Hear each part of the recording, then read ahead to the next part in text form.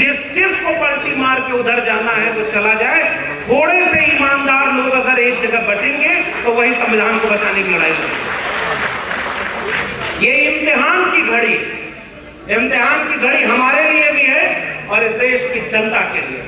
आने वाली पीढ़ियां हमें जरूर याद करेंगी, लेकिन इस रूप में याद करेंगी कि तुम्हारे सामने जब लड़ने का वक्त आया तो तुम पलटी मार रहे थे और इस बात का इंतजार कर रहे थे कि नेताओं के भरोसे लड़ी जाएगी लड़ाई, नेताओं के भरोसे लड़ी जाएगी। आप सभी लोगों को मेरा क्रांतिकारी जय भीम, जय मंडल, जय संविधान है, इनकलाब जिंदाबाद है। आज हम एक ऐसे मोड़ पर खड़े हैं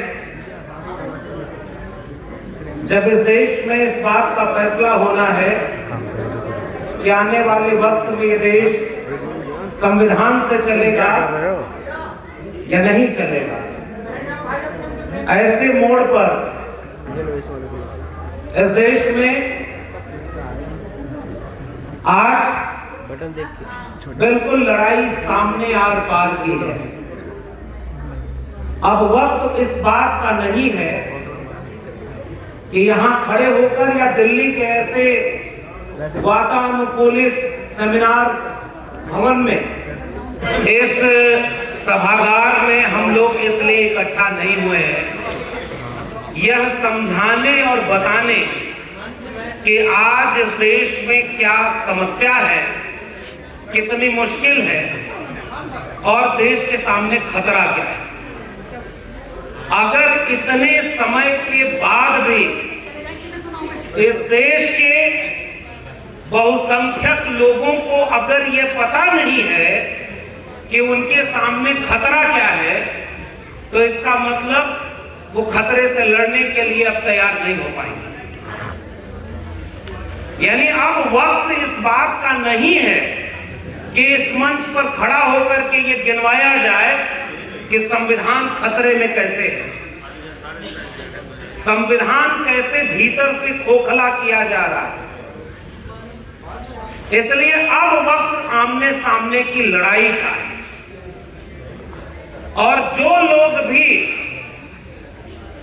इस आमने सामने की लड़ाई में, सीधी लड़ाई में रीढ़ के बिना खड़े हैं, ऐसे थोड़े और लोग भी पलटी मार के दूसरी तरफ चले जाएं तब भी आश्चर्य न करिएगा, क्योंकि ये सही समय है। जिस को पलटी मार के उधर जाना है तो चला जाए। थोड़े से ईमानदार लोग अगर एक जगह बटेंगे तो वही संविधान को बचाने की लड़ाई करेंगे। ये इम्तिहान की घड़ी हमारे लिए भी है और इस देश की जनता के लिए। क्या अब इस देश में हमें यह बताने की जरूरत है कि आज इस देश को स्कूल, कॉलेज, विश्वविद्यालय की जरूरत है या इस देश में धार्मिक मसलों पर बहस करने की जरूरत है? धर्म के व्यक्ति राजनीति कर रहे हैं और जिन्हें राजनीति करनी चाहिए वो धार्मिक काम कर रहे हैं। अगर देश के लोगों को लगता है कि अब इसके बाद भी लोकतंत्र सुरक्षित है, संविधान सुरक्षित है, तो हम जैसे लोगों का भाषण करने का कोई मतलब नहीं। दिल्ली के इस सभागार में खड़े होकर हमने सैकड़ों बार एक ही बातें दोहराई। सैकड़ों कार्यक्रम ऐसे वी द पीपल, पैगाम या देश के संविधान बचाने वाले संगठनों ने किया और आज इस बात को मैं कहना चाहता हूं, हम जिस फूले, अम्बेडकर, पेरियार, बिरसा मुंडा, जयपाल सिंह मुंडा को याद करते हैं, पसमानदा आंदोलन को याद करते हैं, अपनी विरासत को याद करते हैं, तो हम एक बार साफ कहते हैं कि वो लोग अपने मुश्किल वक्त में ऐसी लड़ाई लड़ गए कि हम उन्हें याद कर ले रहे। और अगर आज ऐसे वक्त में हम अपने हिस्से की लड़ाई नहीं लड़ पाए तो आने वाली पीढ़ियां हमें जरूर याद करेंगी, लेकिन इस रूप में याद करेंगी कि तुम्हारे सामने जब लड़ने का वक्त आया तो तुम पलटी मार रहे और इस बात का इंतजार कर रहे थे कि नेताओं के भरोसे लड़ी जाएगी लड़ाई, नेताओं के भरोसे लड़ी जाएगी। निश्चित रूप से कल्पना करिए कि अगर एक जुटता का एक माहौल बनता तो एक राज्यसभा में एक नेता खड़ा होकर बोलता है कि एक अकेला सब पर भारी। अब की बार 400 पार अकेला नेता सब पर भारी है, उससे सीखने की जरूरत है। हमारे लोगों को मौका मिला तो उन्होंने विचारधारा को थोड़ा पीछे करके बाकी सबको खुश करने का काम किया। उन्हें जब मौका मिला तो उन्होंने भले सामने कहा था हम 2 करोड़ रोजगार प्रति वर्ष देंगे, 15 लाख देंगे, 100 स्मार्ट सिटी बनाएंगे, स्मार्ट गांव बनाएंगे, अच्छे दिन लाएंगे, बुलेट ट्रेन चलाएंगे।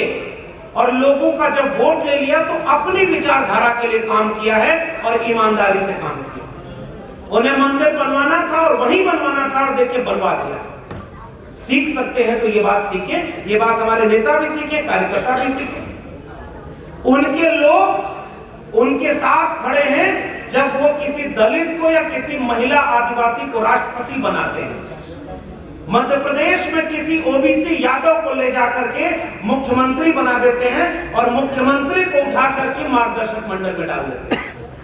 यानी वो अपनी विचारधारा को लेकर के बिल्कुल स्पष्ट है। इसलिए मैं एक ही बात कहना चाहता हूं, बहुत सारे वरिष्ठ लोग हैं वो अपनी बात कहेंगे।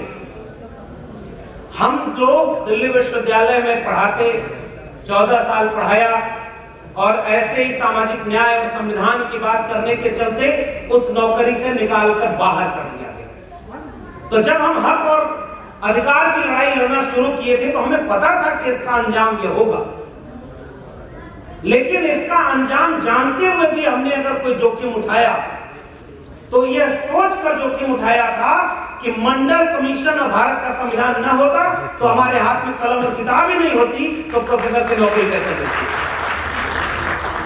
बहुत सारे प्रोफेसर लोग वहां बैठे हुए हैं, देश में बहुत सारे बुद्धिजीवी हैं और सब लोग अगर अपनी जिम्मेदारी निभाने लगे तो फिर कौन संविधान को छेड़ सकता है।